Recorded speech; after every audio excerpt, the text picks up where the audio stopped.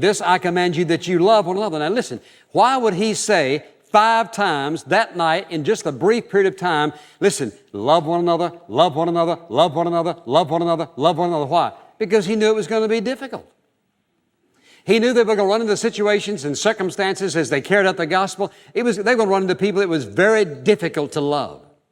He says, this is my commandment, that you love one another. Now, for example, Paul said in Galatians chapter 5, he says, love one another by serving them. Paul said in Ephesians chapter 5, he says, walk in love. What was he saying? He says that our very lifestyle, we are to be characterized as people who love. We're to be characterized as people who love. And above everything else, he says, this is the way they're going to know that you're my followers.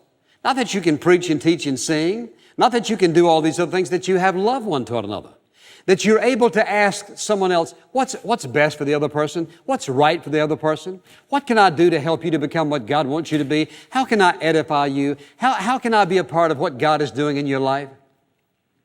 How can I give myself away to you, to serve you? He says, that's the way the world is going to know whether we are true lovers or not. Now, why all this activity about loving each other? In other words, he could have said a lot of things. He said, but we're to love each other. Well, think about this. When are you and I acting the most like God? When we're loving somebody. We're acting the most like God when we're loving other people. Secondly, that's the way God grows us into Christ's likeness. As you and I love the Father and receive His love and have the right view of ourselves and reach out to other people in service to them, what happens? We are being shaped and conformed to the likeness of Christ.